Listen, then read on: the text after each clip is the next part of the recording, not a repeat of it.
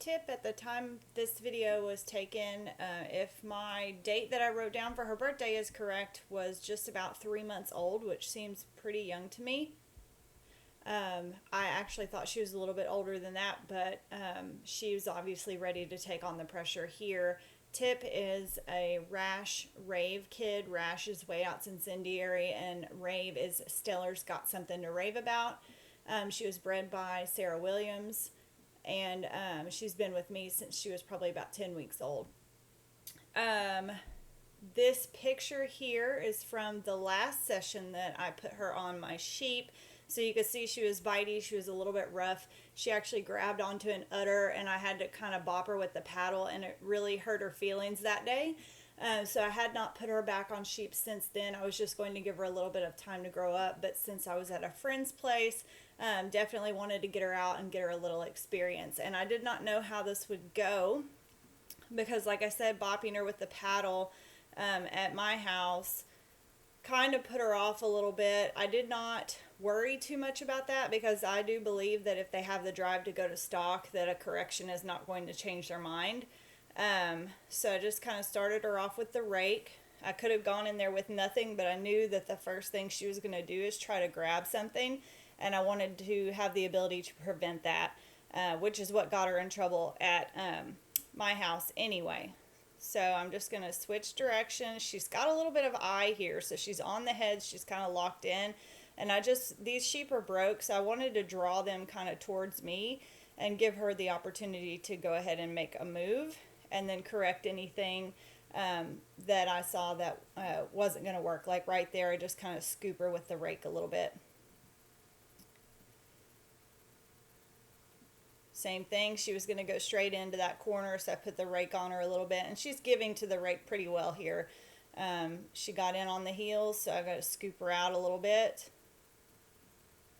So as long as she's going around and she's not putting too much pressure on them, I'm just going to let her move around, holding them in the corner there, and I like to see that. So she's on the balance point, she's holding them to me, and she doesn't feel the need to just keep pressing in, which is fine. When I make my move to get out of that corner, she just follows along suit. Tails up a little bit on some of this, not a big deal in a puppy.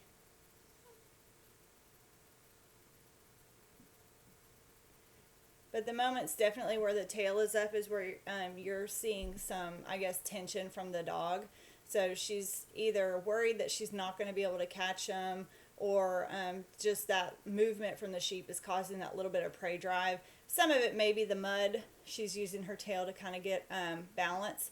So you can see once everything stops and she's got the sheep to me, she's really got a little bit of eye. She wants to hold him there.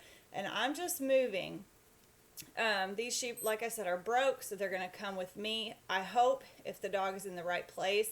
And then if she's not, I can put pressure on her to show her that she's the reason that the sheep are staying with me, not just because they're trained.